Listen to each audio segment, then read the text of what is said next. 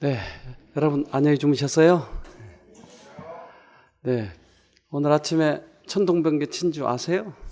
네, 비도 약간 뿌렸죠? 어제 우리 집사님 이렇게 너무 말라가지고 어제 물을 주시더라고요. 그러니까 오늘도 수고를 덜하게 하시려고 비를 잠깐 뿌려주신 것 같아요. 네, 그분은 여기 아주 심한 상태에 오셨습니다. 네, 정신적으로도 문제 있고 또 사업적으로 문제 있고 가정이 파탄 나기 직전에 오셨어요. 그 딸도 그 남편도 온전히 다 뿔뿔이 헤어질 그러한 단계에 오셨어요. 근데 그러한 시련이 어디서 온 줄을 이분이 깨달았어요. 그리고는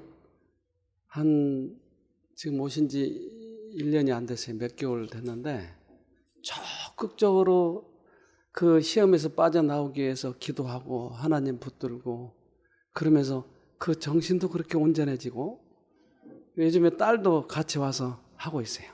딸도 완전히 빠져나오고 그래서 남편이 그렇게 고마워하는 것이에요. 어떻게 우리 가정이 이렇게 회복될 수 있는가. 그래서 그렇게 회복시켜준 하나님께 감사해서 그렇게 매일 하셔요. 참 은혜의 이런 걸 보면 기적을 보는 것 같아요. 기적. 단 몇 개월 전에만 해도 그렇게 힘들었었는데 왜 우리 가정에 이러한 시련이 오죠? 어떤 사람은 알코올 중독으로 힘들어하고 어떤 사람은 인생 짐이 너무 무거워요. 혼자 지고 가기에 너무나 무거운 그런 짐. 왜 우리에게 이러한 이러한 어려움이 오냐는 거예요. 이 알코올 중독 병원에 취재한 건데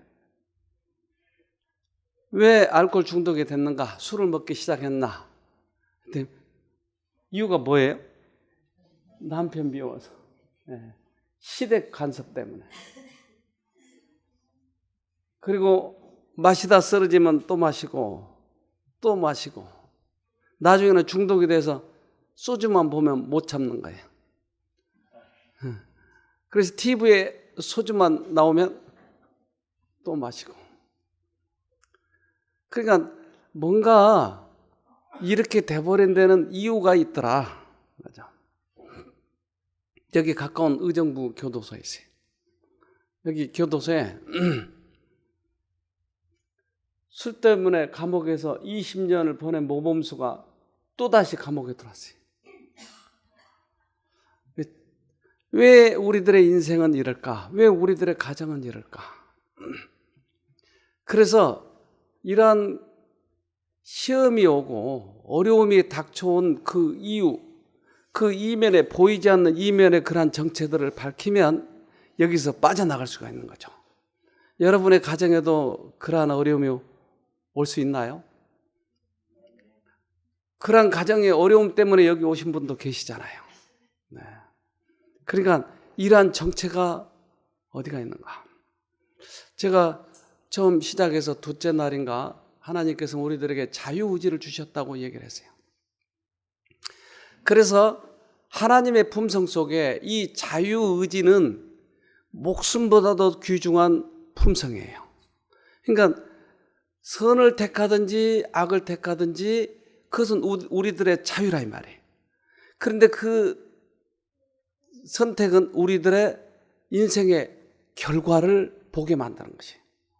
그러니까 이 선택력은 우리 인생에 있어서 가장 귀중한 것이에요. 내가 오른쪽을 택할까 왼쪽을 택할까 이것은 우리 인생에 있어서 최고의 권리이자 의무이고 그 결과를 우리가 맛봐야 돼요. 하와에게도 역시 그러한 권리를 주셨죠. 그런데 그가 남편 곁을 떠나서 멀리 구경을 가는데 에덴 동산에서 갑자기 누가 찾아와요. 뱀이 찾아와요. 그리고 뱀이 하와에게 제의를 해요. 야, 이 선악과 먹어봐. 이거 먹어도 아무렇지 않잖아. 너 이걸 먹으면 너 정신이 더 맑아지고 하나님처럼 돼버릴까 봐 못 먹게 한 거야. 먹으면 거기에 큰 지식이 있어. 먹어봐. 그러니까 둘 중에 하나 선택을 했어야 돼요. 내가 하나님 말씀을 순종할까? 아니면 사단의 이 말에 내가 거기 유혹에 빠질까? 둘 중에 하나예요. 그때는 유혹인지 몰랐죠. 그러니까 우리들의 이 선택력, 이것은 우리 인생에 있어서 최고의 권리다 이 말이에요. 그래서 창세기 3장 6절에는 여자가 그 나무를 본즉 먹음직도 하고 보암직도 하고 지혜롭게 할 만큼 탐스럽기도 한 나무인지라. 여자가 그 실과를 따먹고 자기와 함께한 남편에게도 주매 그도 먹은지라. 네. 왜 여자가 이걸 먹었어요? 네? 꼬임에 넘어갔죠. 근데 왜 꼬임에 넘어가요? 그냥 넘어가 버려요? 뭔가 유혹거리가 있었나요?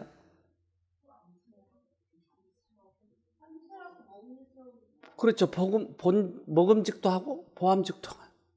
그러니까 사단은 저걸 먹게 하도록 하기 위해서, 자기 편으로 끌어들이기 위해서 뭘 넣어줘 버렸어요?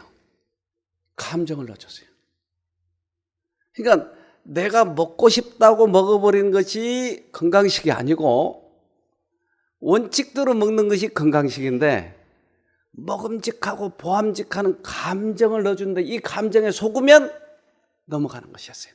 그러니까 사단의 무기는 사단으로 끌어들이기 위해서는 우리들의 감정을 이어가고 생각을 넣어주는 것이에요. 그러니까 우리가 대부분 뭐에 넘어가요? 감정에 넘어가요. 미워하는 거 왜 미워요? 감정에 넣어주니까. 그래서 저도 수없이 그것에 당하고 우리 집사람하고도 이혼할 뻔 했던 것이 그 감정이었어요. 아니 저 여자가 남자를 어떻게 하는 거야? 그러면 이혼해버릴까? 찍자 우리 찍자. 여러분 찍은 건 뭔지 아세요? 찍은 거. 그러니까 그 감정에 넘어가면, 만약에 그때 제가 넘어갔으면 우리 가정이 어떻게 될 뻔했냐고요. 우리 애들은 누가 기르냐고요.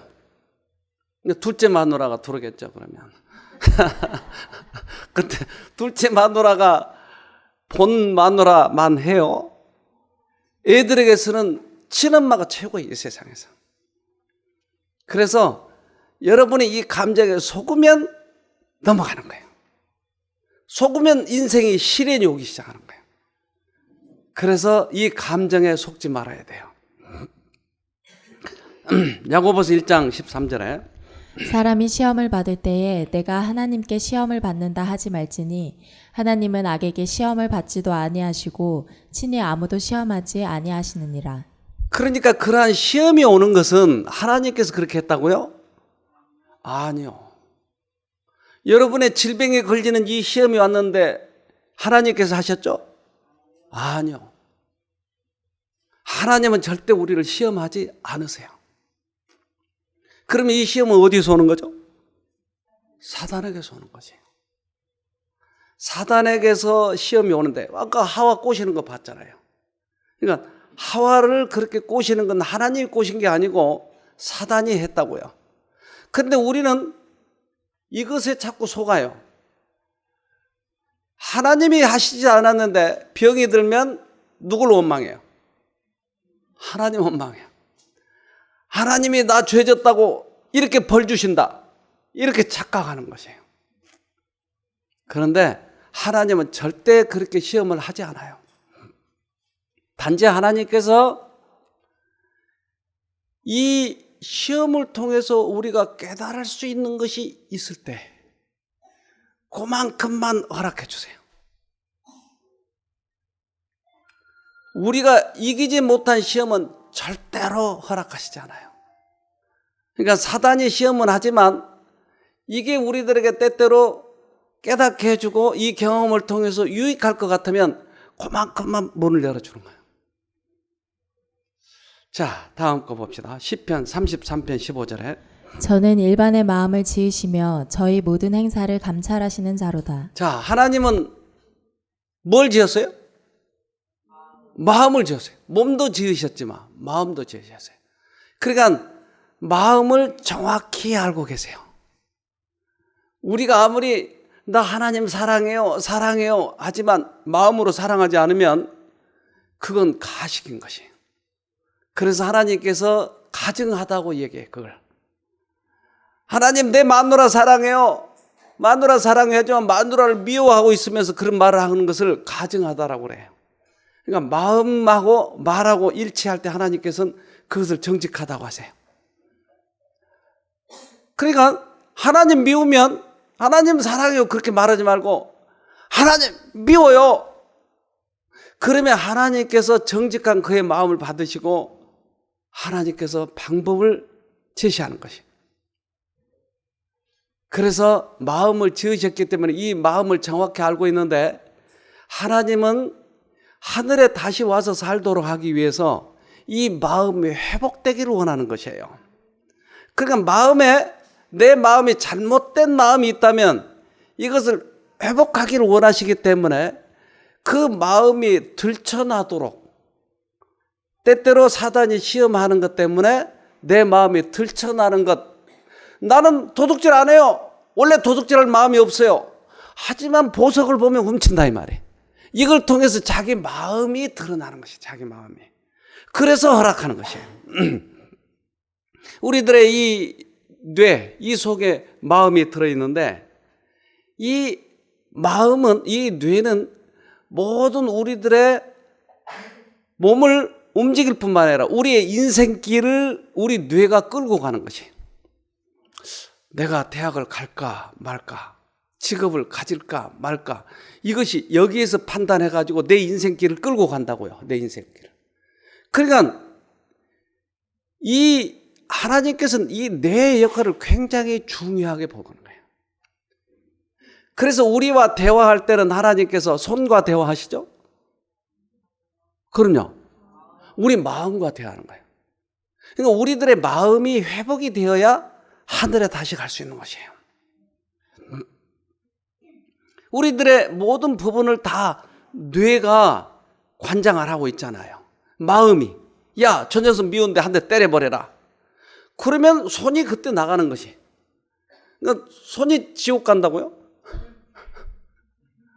아니, 우리들의 마음이 시켰기 때문에. 근데 이 마음은 어떻게 구성되어 있냐면 이 컴퓨터를 제가 지금 하고 있는데 이 컴퓨터 속에 이런 자료들이 여러 가지가 들어있다고요. 저도 지금 계속 컴퓨터에서 여러 가지 자료를 보여주잖아요. 근데 그 자료가 어떻게 이 속에 들어가 있을까요?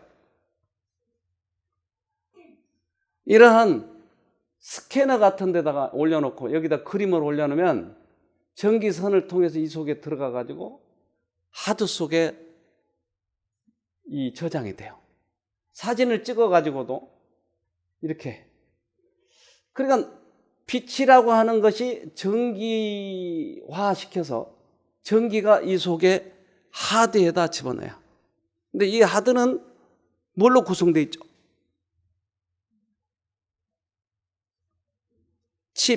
저장 칩은 뭘로 구성되어 있죠? 반도체. 그러니까 돌. 그러니까 이 돌 속에다 딱 집어넣어 놓고 제가 전기를 탁 누르면 충격이 가면 탁 튀어나와요, 이게. 그래서 이 화면에 뜨는 것이에요. 자, 그렇다면 인간은 어떻게 이 뇌에 저장되어 있느냐는 거죠. 꽃을 보면 빛이 스캐너라고 하는 눈을 통해서 전기를 통해 가지고 여기에다가 단백질에다 저장해 놓은 거예요. 뇌세포에다. 그러니까 뇌세포가 탁 충격이 올 적마다 그것이 떠오르는 거예요. 옛날에 그 첫사랑, 근데 나를 발로 차고 간 그 여자가 회색 옷 입었어 항상. 회색 옷만 입으면 보면 무슨 생각이 나요? 발로 차고 간 여자. 그러니까 이것이 감정적이고 충격적인 것이 우리 뇌에 저장돼 있다 이 말이에요. 그러니까 그와 유사한 전기가 가면 그 여자가 탁 떠오르는 거예요. 이게. 그러니까 우리들의 기억은 그렇게 구성되어 있는 것이에요. 이게. 그러니까 원래 유전적인 것도 있지만 후천적인 것은 충격적인 사건, 경험 이런 것을 통해서 우리가 많이 기억하고 있어요. 노란색이 왜 좋아요? 여러분 노란색 좋아하는 분 계시죠? 왜 좋아요? 네? 좋으니까 좋아? 그렇죠. 나도 모르게 노란색이 좋아하게 돼 있다고요. 근데 아마 엄마가 쭈쭈 줄 때마다 노란 포대기를 싸가지고 주셨는지도 몰라요.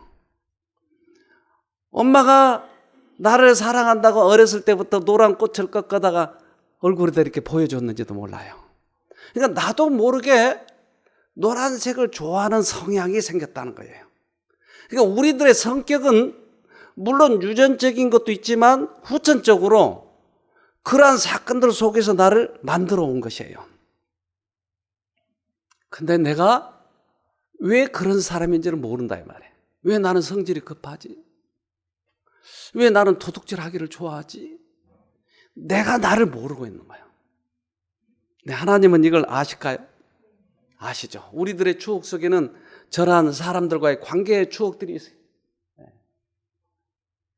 아까 얘기한 나를 발로 차고 간 여자, 돈 때문 놈, 나의 추억 속에 이게 들어있다고요. 이 뇌 속에. 그래서 우리들의 이 뇌는 우리들의 인생길을 끌고 가는 것이에요. 근데 특별히 이 뇌 속에 아주 중요한 부분이 있는데 그것은 사람은 뇌가 크기가 다르죠. 이거 보세요. 우리와 비슷한 원숭이는 이렇게 쬐그만해요. 근데 사람은 이렇게 크다고요. 뇌 전체가 차세요. 뇌 전체가 차 있는 게 아니고 요만큼만 차 있다고 원숭이는요. 근데 그 중에 이 앞에 이거를 전두엽이라고 하는데 이 전두엽 크기가 굉장히 크고 중요한 역할을 해요. 이것은 어떤 역할이냐면 뇌 속에 있는 모든 기억을 꺼내가지고 이 뇌가 앞에 전두엽이 판단을 하는 거예요. 야, 저 사람이 널 약을 올리는데 한 방 쳐버려라. 치면은 같이 또 주먹이 날아올 것을 생각을 해야 되니까 저 주먹이 나보다 셀지 안 셀지를 판단해야 돼요. 누가? 요 전두엽이 판단하는 거예요. 전두엽. 그러니까 전두엽이 우리들의 인생길 모두를 다 끌고 가는 역할을 한다 이 말이에요. 그래서 이 전두엽이 파괴돼 버리면 어떻게 될까요? 동물이 돼버린 거예요. 근데 1700년 당시에 정신병자들이 있었는데 그때는 약이 발달이 안 돼가지고 사람들을 자꾸 해꾸지하고 그러니까 어떻게 할까 그래서 묶어놓고 지하실에다 가둬놓고 별의별 짓을 다 했어요. 그때는. 그런데 이 아주 훌륭한 의사가 한 사람이 이 전두엽을 수술하니까 죽지도 않고 정신병이 없어지는 거예요. 그래서 그때는 굉장한 의사라고 그때 이 존경을 받았어요. 이야, 정신병을 치료했네. 이 전두엽을 없앴다 이 말이에요. 없애면 어떨까요, 여러분? 그래서 실험 아닌 실험을 했는데 이런 일이 생겼어요. 철근이 딱 사람의 그 전두엽을 뚫어버렸어요. 자, 한번 봅시다. 피니어스 게이지의 비극. 1848년 미국에서 공사 현장을 감독하던 피니어스 게이지의 머리에 화약 폭발로 날아온 철봉이 꽂혔다. 철봉은 왼쪽 뺨을 뚫고 머리 윗부분으로 관통했다. 사고 후 그는 기적적으로 목숨을 건졌지만 전두 연합령의 대부분을 잃었다. 시각, 운동 능력 등에는 거의 장애가 없었다. 그러나 그때까지 온순했던 그의 성격은 난폭해졌고 미래에 대한 계획성이나 꿈을 전혀 가질 수 없게 되었다. 아, 전도엽이 그 역할을 하는 거예요. 그러니까 실험 아닌 실험을 한 거예요. 전도엽이 상처를 받으니까 사람이 달라졌어요. 다른 건 문제가 없었다 이 말이에요. 시각, 운동 능력 이런 데는 아무런 문제가 없었는데 뭐가 문제가 생겼어요? 성격이. 그 전에 그렇게 마누라에게 잘하던 사람이 난폭해지고 마누라를 죽이려고 하고 여기가 달라졌다 이 말이에요. 하나님께서 우리하고 대화하려면 어디하고 대화할까요? 그래요. 전도여봐봐. 우리의 판단력. 그리고 하나님께서 말씀하시면 이 말씀을 들을까 말까 이것을 선택을 해야 되니까.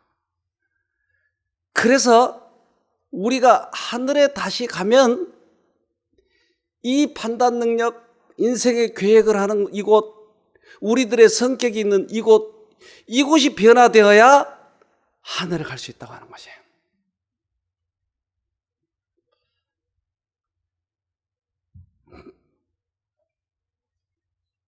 어디 같아요?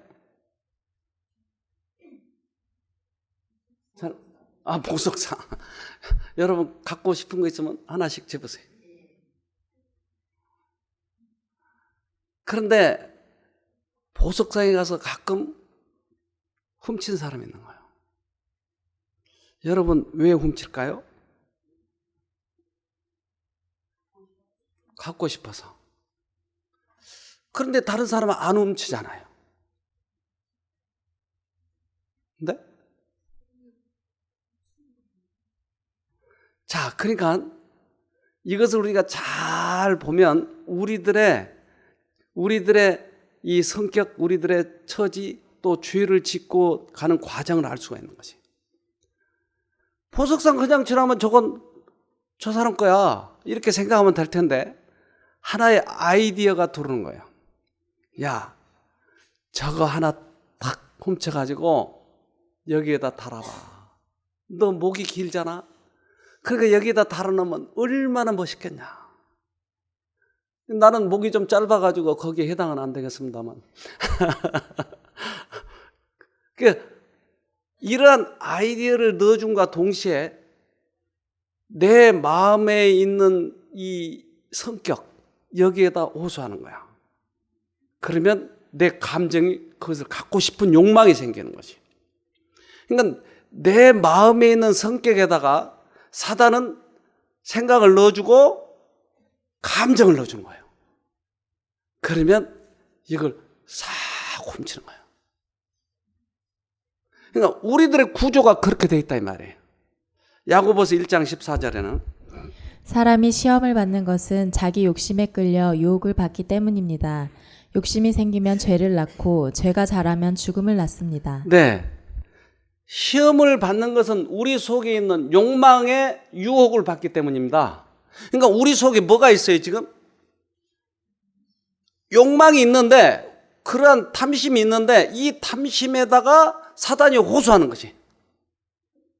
그러니까 그 욕심이 생기면 죄를 짓는 것이야. 아, 내가 저걸 훔쳐야 되겠다. 기회를 보자. 훔치고자 하는 욕망이 들어오면 바로 훔치는 것이 아니고 기회를 보는 거예요. 언제 훔치지?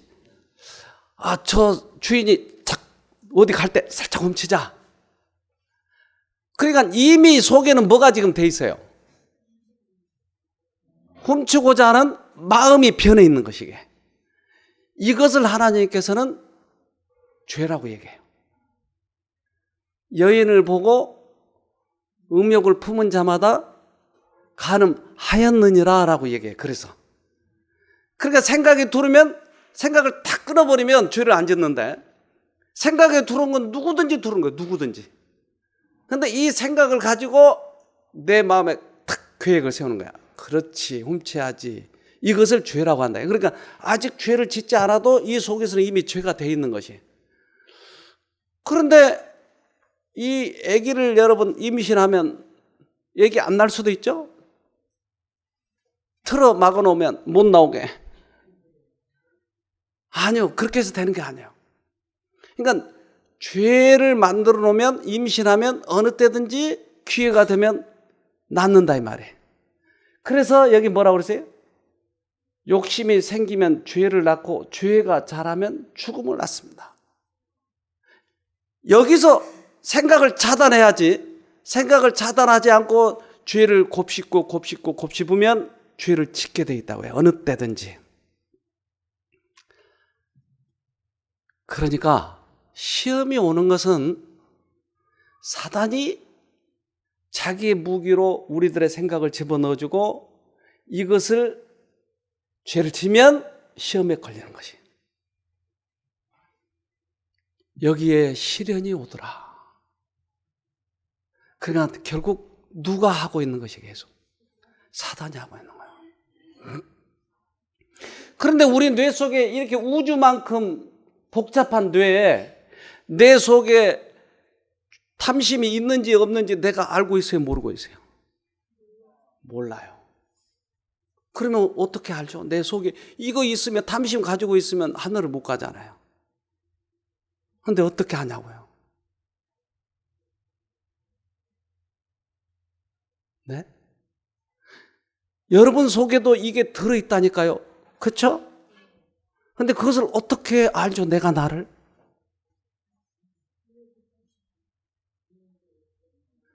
그런데 고쳐지지 않는 아주 하늘에 갈 수 없는 너무나 잘못된 성격이 하나 있다 이 말이게. 탐심이 있다든지 또는 다른 사람을 괴롭히는 그런 지배하고자 하는 성격이 있다든지. 그런데 이것이 고쳐져야 하늘을 가겠는데 하나님께서 보시기에는 시험을 이럴 때 허락을 하시는 거예요. 사단이 그것을 공격할 때 이 사람이 이길 만큼 하나님께서 허락하시는 거예요. 왜? 그것이 드러나서 고쳐서 하늘로 오도록 하기 위해서 이것을 허락하시는 거예요. 그러니까 하나님께서 시험을 허락하신 이유는 왜요? 날 죽이려고. 바꿔서 하늘로 오도록 하기 위해서. 여러분들이 여기 오셔서 깨달은 거 있나요? 없나요? 많죠. 만약에 그걸 모르고 죽었다면 구원이 없어요, 여러분. 그렇잖아요. 그러니까 이것을 깨닫도록 하기 위해서 그러면 내 병도 허락할 수가 있네요. 그러면 내가 이것을 깨달으면 병이 전화위복이 돼요. 병도 고쳐지고 마음도 고쳐지고. 우연히 온 것이 아니라니까요. 그런데 이 시험은 모두 다 이길 수 있는 거라고요? 그러면 암이 고쳐질 수 있는 거라고요? 그럼요. 이 시험을 그래서 헛되이 보내지 말고 이기면 전화위복의 계기가 되는 것이에요. 자, 그래서 성경이 이렇게 이야기합니다. 시편 139편 23절에 하나님이시여 나를 살피시고 내 마음을 아시며 나를 시험하셔서 내 생각을 아소서. 나에게 무슨 악한 행위가 있는지 보시고 나를 영원한 길로 인도하소서. 다윗은 이것을 알았어요. 하나님, 내 속에 뭐가 있는지 잘 모르겠어요. 그런데 이것을 한번 시험하셔서 그것을 들춰나게 해주세요. 그리고 하늘을 못 가는 것이 아니고 그걸 통해서 고치고 하늘 가고 싶어요. 얼마나 정확하게 얘기해요. 그래서 여러분 이 시험이 오거든 어떻게 하라고요? 기쁘세요, 여러분. 그런데 그 멀리 미래를 내다보면서 이것을 기쁘게 여기는 것이에요. 기쁘게 이길 수 있는 것이에요. 근데 실제적으로 우리들의 생애에 있어서 이것을 말씀대로 그렇게 하게 되면 여러분 구원이 굉장히 가까워 있는 거예요. 근데 감정 때문에 힘들어. 왜 나에게만 이거 왔을까? 하나님 원망하고 누구 원망하고 내 그 여자만 그렇게 안 했어도 그 여자 때문에 내가 이렇게 된 거야. 이렇게 하다 보면 내 인생이 엉망진창되는 것이에요. 그런데 주님께서 우리들에게 이유가 있을 것이다. 저도 야구를 보는 걸 좋아해요. 제가 옛날 청년 때 한 방 치면 제법 쳤어요. 그래서 제가 사우디에 갔을 때도 그 미국 사람들이 거기 배를 대놓고 이제 휴가를 보냈는데 할 게 없으니까 우리들가 와서 야구하자고. 제가 홈런도 치고 멋진 사람이었어요. 그런데 이 피처 이것은 제가 잘 안 되더라고요, 이게. 근데 피처는 이 근육이 이게 상당히 좋아야 되고, 이거 팔도 뭔가 이렇게 좀 길어야 되고, 이런 장점이 있어야 되는 것 같아요. 근데 여러 이 피처가 이렇게 불펜에서 연습하고 있는 거예요. 던지고 있으면 감독이 이렇게 보다가 제가 제법 쓸만하다. 그러면 야, 너 마운드에 올라가. 마운드에 올라가 가지고 던지는 거예요, 이제. 그러면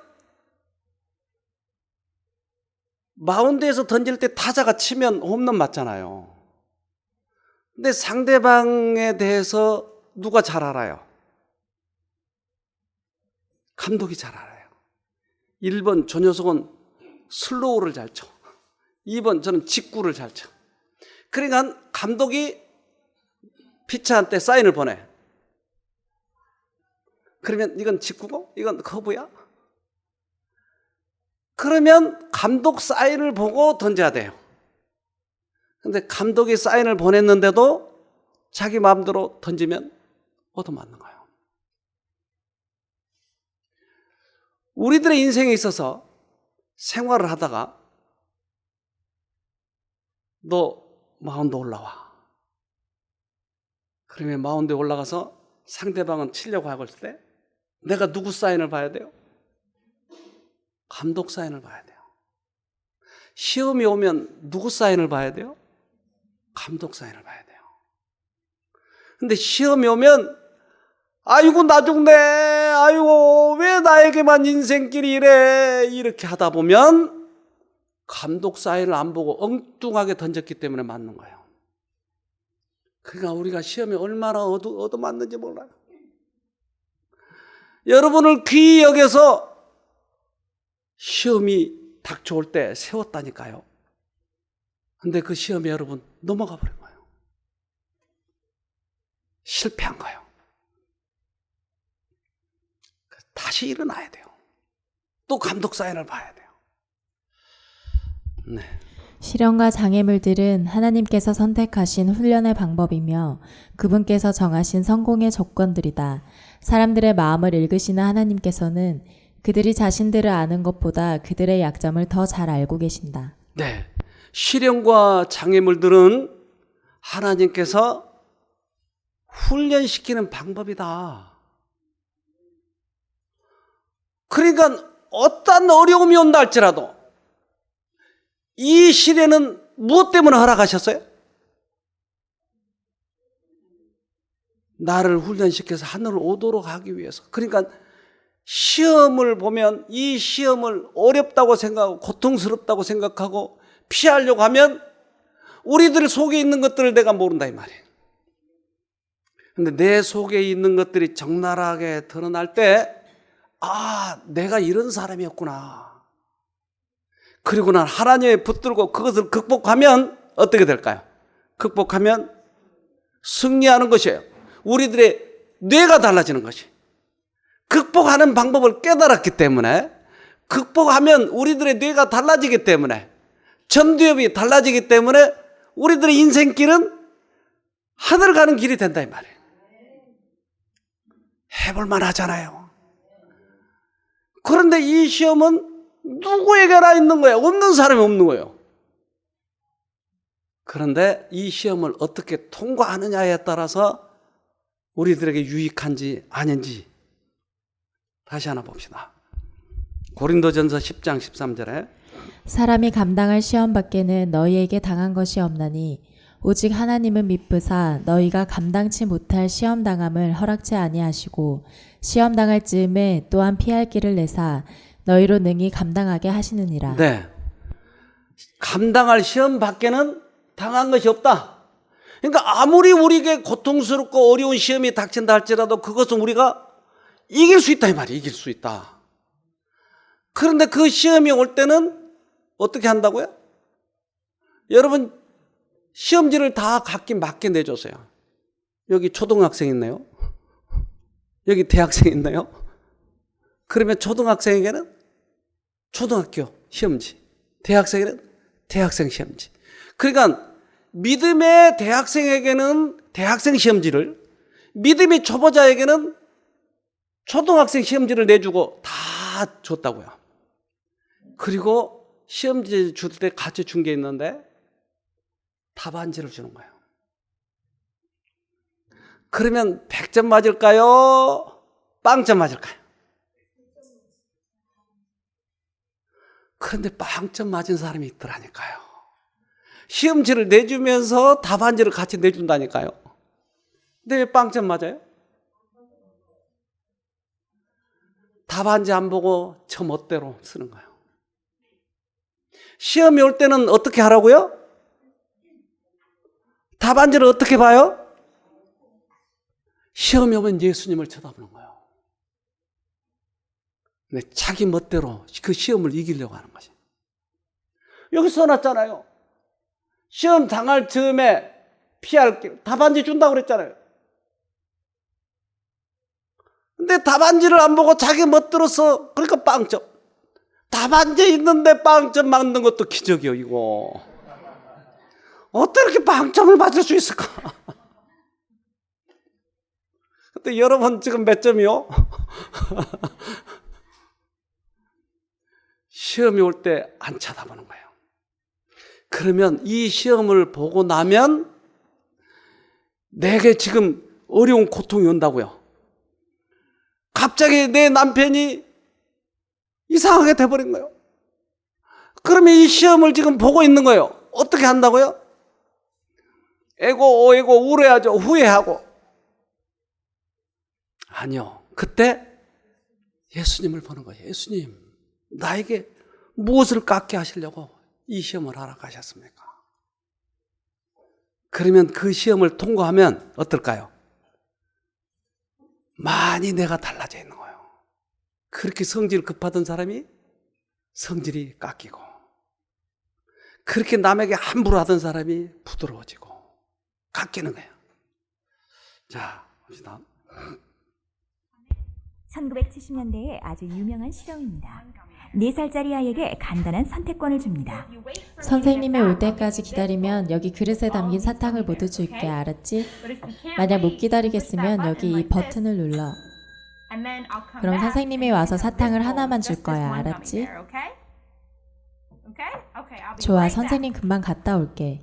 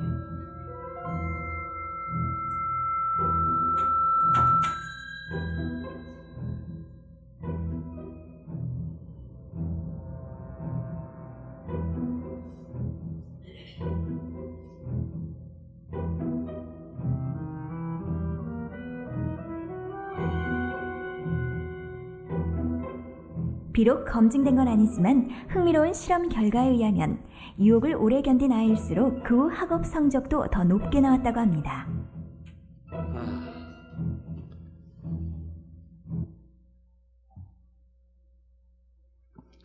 자, 이 미셸 박사가 아까 그게 마시멜로 실험인데 43년 전에 참가한 아이들을 추적해서 43년 후에 그 결과를 봤어요. 그러면 그거 아까 몇 분이라고 그랬죠? 5분. 5분간을 참았느냐 15분 아닌가? 그 15분으로 기억나? 5분이에요? 15분? 네. 근데 이걸 참는 사람과 참지 못한 사람들을 분류해서 43년 후에 봤어요. 어땠을까요? 인생이 달라져 버린 거예요. SAT 평균 점수가 210점이나 높았대요. 참는 아이들이. 그러니까 수능 시험이 평균 점수가 210점이나 더 높았다는 것이에요. 자, 어린이들을 중심으로 시행됐다. 더 큰 보상을 기대하고 15분을 꾹 참은 아이들은 참가자의 30%에 불과했다. 아이들이 유혹을 견딘 평균 시간은 단 3분. 그나마 대부분은 30초도 지나지 않아 마시멜로를 먹어버렸다. 1981년 15년 전 실험에서 기다린 그룹과 기다리지 않은 그룹을 대상으로 문제 해결 능력, 계획 수행 능력, SAT, 미국 수능 시험 점수 등을 조사했다. 15분을 기다렸던 아이들은 30초를 못 넘긴 아이들보다 SAT 평균 점수가 210점이나 높았다. 가정이나 학교에서 기다린 아이들이 모든 분야에서 훨씬 우수하다는 것이 발견되었다. 그 아이들이 모두 성인이 된 지금은 그들은 어떤 삶을 살고 있을까? 시사주간지 뉴요커는 최신호에서 최근 마시멜로 법칙의 후속 연구가 한창이라며 당시 기다린 그룹은 현재도 성공한 중년의 삶을 살고 있는데 반해 기다리지 않은 그룹의 아이들은 비만이나 약물 중독의 문제들을 갖고 있다는 것을 발견했다. 그러니까 어렸을 때 이게 그렇게 중요하네요. 어렸을 때 못 참고 성질 부리고 보채고 하는 아이들은 미래의 삶이 보이는 것이에요. 근데 그 어렸을 때 이 시험을 잘 이기도록 만약에 교육을 시킨다면 미래의 어떨 것에 대해서 교육이 되고 있는 거나 다름없는 것이에요. 보장이 되는 것이에요. 우리가 지금 어려운 시험이 오는 거예요. 못 참겠어요. 나 이 병 때문에 못 참겠어요. 가정 환경 때문에 못 참겠어요. 그렇지만 주님을 바라보고 이기면 우리들의 미래 마시멜로가 2개가 기다리고 있는 거예요. 어디에? 하늘에. 그러니까 어려운 시험이 우리에게 닥칠 때 이것을 잘 이기도록 여러분 지금 기간이에요. 그 기간이에요. 이길 수 있도록. 시험이 이유가 바로 그거다 이 말이에요. 네. 곤란한 문제가 생긴다 하더라도 이는 인간의 운명이다. 날씨가 아무리 흐릴지라도 인내와 감사와 사랑이 마음의 태양과 같이 비치게 하라. 네. 곤란한 문제들은 가정에 누구든지 생긴다 이 말이에요. 그러나 이 가정에서 문제가 일어날 때 서로 기도하면서 하나님을 쳐다보면서 이기면 이 가정이 튼튼하게 하늘에 같이 갈 수 있다고 하는 것이. 그런데 이 가정에 문제가 생기면 그 성질 났기 때문에 서로 싸우고 때리고 가정이 엉망진창으로 되어버린 것이. 마시멜로를 너무 빨리 먹어버린 것이. 감정에 따라서. 인내하고 기다리면 우리들에게 2개가 오는데 하늘이 있는데 이거 뭔지 아세요? 잘 모르시나 봐요? 모종. 이거 배추 모종. 요즘에 씨로 심어요? 배추 모종으로 심어요? 왜 모종으로 심어요? 씨로 심으면 더 많은데.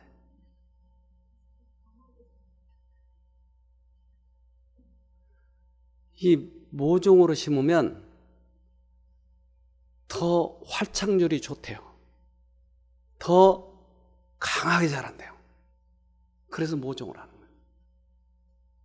씨로 심으면 한번 뿌리 내리면 안 움직이니까 얘들이 안일해가지고 무슨 병이 오면 쉽게 병 걸려요. 근데 모종을 자꾸 하면 또 옮길지 모르니까 빨리 뿌리 내리자, 강하게 자라자 해가지고 얘들이 활착력이 좋아지는 거예요. 모종을 자꾸 하면 더 좋아지겠죠. 너무 많이 하면 안 되고. 그래서 대부분의 사람들이 모종으로 심는 거예요. 우리들의 인생이 시험이 없으면 편안해가지고 시험이 오면 쉽게 넘어지는 거예요. 네, 자꾸 옮기면 어느 때든지 또 시험이 올 줄 몰라. 기대하고 기대하고 어떤 시험이 오든지 이길 수 있어. 근데 실제로 시험을 이겨보면 이런 마음이 들더라고요. 다음엔 어떤 시험이 올까 기대가 되는 거예요. 나의 뭐가 부족한 걸 깨닫게 해줄까 기대가 되는 것이에요. 자, 히브리서 12장 10절. 육신의 부모는 잠시 동안 자기들의 생각대로 우리를 훈련하였지만 영들의 아버지께서는 우리를 당신의 거룩하심에 참여하게 하시려고 우리에게 유익이 되도록 훈련하십니다. 네, 하늘 아버지는 우리들에게 유익이 되도록 이 시련을 허락하신다. 요 뒤에 가면 뭐 있죠? 운동기구. 어떤 분이 여기 그 손의 위축증 환자가 오셨어요. 근데 이분이 손의 위축이 되니까 잘 못 걷는 거예요. 어디 가서 운동을 해야 되는데 그때 운동기구가 없었어요. 그분이 운동기구를 이렇게 해 주셨어요. 매일 가서 운동을 하는 거예요. 매일. 그러니까 안 쓰던 근육을 운동을 하니까 어때요? 근육이 생기는 거예요. 근데 힘들어. 그때는 이게 안 쓰던 근육이라 아파요. 이렇게 쓰려고 그러면 아파. 근데 저도 우리 둘째하고 옛날에 헬스 잘 갔거든요. 근데 우리 둘째는 조금만 하면 이렇게 알통이 생기는데 나는 이게 안 생기는 거예요. 나도 좀 생기고 싶은데. 그래서 그 강사한테 물어봤어요. 왜 우리 아들은 생기는데 나는 안 생깁니까? 운동을 한번 해보세요. 그래서 운동을 이렇게 엮기도 하고 아령도 하는데 하루에 몇 개 하세요? 내 엮기 그건데 15개가 딱 맞는데요. 그럼 매일 15개 하세요? 네. 아니요. 내일은 16개 해보세요.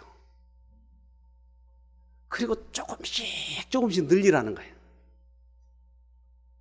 아, 그랬더니 어느 날 볼록 이게 나와요. 뭐가 생겼어요? 우리들의 인생길에 있어서 이 시험을 이기고 하면 뭐가 생겨요? 능력이 생기는 거예요. 이길 수 있는 능력이 생기는 거예요. 그래서 여러분 알통 생기려면 어떻게 해야 돼요? 시험을 이겨야 돼요. 신앙은 단순히 정신적인 동의에 그치며 진리를 판단하는 것으로 전부를 삼는다. 그러나 진리를 마음에 받아들이지 않으므로 그 영혼을 성결케 하지 못하고 그 품성을 변화시키지 못한다. 우리들이 성경을 많이 알아요. 근데 이것을 신앙생활에 적용을 해야 될 텐데, 시험이 오면 하나님 쳐다보고 이겨야 될 텐데, 성경 지식은 지식대로 놔두고 이것을 내가 이기려고 하는 것이 내가. 그러니까 근육이 하나도 안 생기는 거예요. 근육이 생기도록 해야 돼요. 여러분, 이 전자오르간 이걸 어떤 분이 희사했어요. 근데 자기가 쓰던 거예요. 아주 귀한 건데 어떻게 보면 자기의 상당 부분을 가져온 거예요. 전자오르간이 치니까 좋죠. 여기 피아노 치는 것보다 둘 같이 치니까 참 좋아요. 근데 이 사람이 어떻게 해서 했냐면 이분이 간경화예요. 그래서 간이 거의 쓸모가 없게 됐어요. 근데 간 거기가 자꾸 이 경화가 되고 핏줄이 문제가 생기면 이제 이 식도나 여기에서 동맥이 터져버려요. 그래서 피를 토해 이게. 근데 이 사람이 피를 토해. 그래서 병원에 가도 안 돼요. 그래서 간이 쓸모가 거의 없게 됐어요. 한 이 8, 90%가 간이 섬유화가 돼버렸어요. 섬유. 간이 신축성이 있어야 이게 작용을 하는데 딱딱딱 굳어버리니까 이게 섬유화가 돼가지고 딱딱하게 굳어버렸어요. 그러니까 의사들도 손을 못 대는 거예요. 그런데 이분이 여기를 오시게 됐어요. 한번 읽어봅시다. 저는 22년 전 1992년에 아이를 낳을 때 간경화 초기 상태로 진행되었습니다. 제왕절개를 하기 위해 입원한 날 저녁 의사 선생님이 조용히 절 만나러 오셔서 내일 죽을 수도 있습니다 라고 말씀하셨습니다. 짐작하고 있었던 일이라 놀라진 않았었고 유서를 쓰다가 억울한 생각에 그만두었습니다. 다음날 최대한의 약과 수술로 간에 스트레스를 주지 않도록 하여 수술을 잘 마쳤지만 역시 수술 직후 시작되는 출혈은 지혈이 되지 않아 수혈을 해도 3일 동안 거의 의식이 없었습니다. 그 철저한 투병 기간도 있었고 22년이 지난 오늘까지 위험한 곳에 이를 때마다 하나님은 저를 항상 지켜주셨습니다. 특히 22년 만에 휴가 온 쉼터에서 그동안 믿어온 하나님에 대하여 몰랐던 부분을 깨닫게 되었고 모태교인이었지만 하나님이 날 사랑하신다는 것을 이곳에 와서야 처음 알게 되었고 받아들임으로 마음의 평안을 얻게 되었습니다. 그리고 6월 3일 검사에선 뜻밖의 좋은 결과가 나왔으며 이제 하나님이 계시고 나를 위해 돌아가신 것을 깨닫게 되고 날 여전히 사랑하시고 계심으로 완치라는 희망도 가지게 되었습니다. 이곳 하나님의 사랑이 있는 쉼터를 세우신 하나님과 원장님, 사모님 감사합니다. 여기에 모이신 여러분 모두 하나님의 충만한 사랑으로 평안한 밤 되시길 바랍니다. 이분이 간경화가 됐을 때는 원망을 한 거예요. 남편도 원망하고 남편 당신 때문에 내가 스트레스 받아서 그렇게 됐어. 하나님이 나를 왜 이렇게 만들었어. 그런데 이 정체를 알게 된 것이에요. 그 이면에 하나님은 우리를 위해서 목숨을 주신 분인데 우리가 살기를 원하시는데 이것을 깨닫더니 이분이 급격히 좋아졌어요. 그래가지고 아까 여기 뭐라고 그러세요? 6월 3일 날 검사했어요. 네, 가서 검사하러 갔는데 한 달도 안 돼서 그때 갔어요. 의사가 놀라는 거예요. 어떻게 대부분의 간경화 환자들이 나머지 부분만 쓸 수 있도록 더 번지지 않도록 그렇게 하는 것이 최선이에요. 그런데 경화됐던 부분이 바뀌어져 버린 거예요. 그 의사가 놀래. 어떻게 이런 일이 자기 의사 생활에 처음 봤다는 것이 경화됐던 부분이 다 좋아져 버린 거예요. 어떻게 해서 그런 일이. 이 시험을 이긴 것이에요. 하나님께서는 그것을 깨달으니까 그것을 탁 고쳐놓으신 거예요. 우리에게 문제가 오면 문제를 보지 말고 하나님을 쳐다봐야 된다. 이거. 답안지를 봐야 된다고요. 그러면 이길 수 있는 것이에요.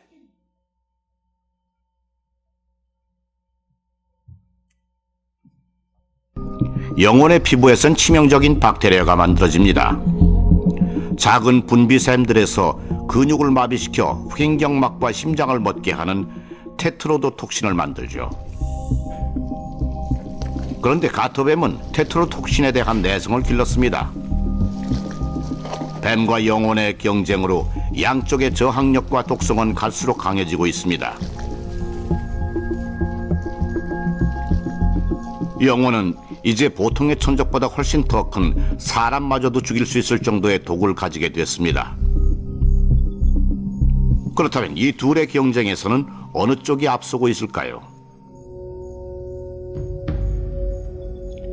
영혼이 등을 젖히며 주황색 아랫배를 보여줍니다.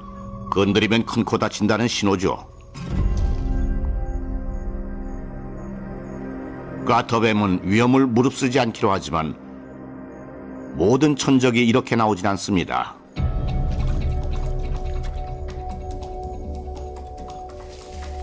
개울로 돌아온 영혼은 또 다른 천적을 만납니다.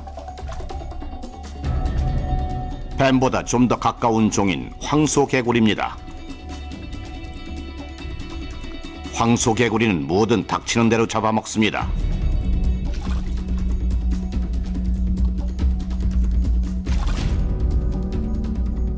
영혼을 통째로 삼켜버립니다.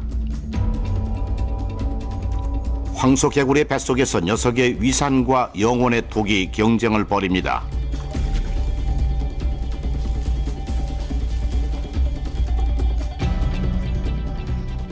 개구리가 쓰러져 죽습니다.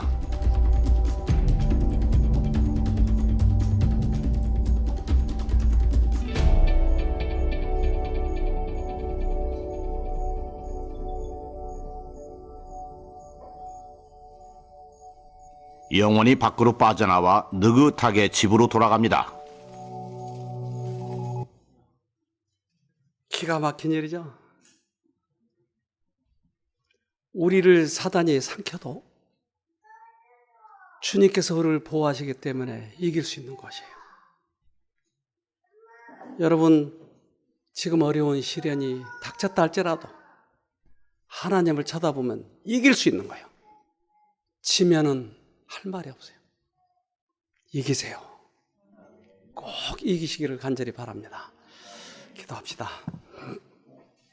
하늘에 계신 아버지, 우리들 그동안 하나님 모른 채 우리 스스로 살아보려고 그렇게 살았지만 결과를 보고 있습니다. 그래서 하나님을 다시 찾으러 왔습니다. 이 시험에 꼭 승리하도록 도와주시고 어떠한 어려움이 있다 할지라도 극복해서 우리 모두 하늘에 갈 수 있도록 도와주시옵소서. 오늘도 어떠한 죄가 우리에게 닥쳐오든지 고통이 닥쳐오든지 하나님을 바라보면서 승리하도록 도와주시옵기를 예수님 이름으로 기도합니다. 아멘.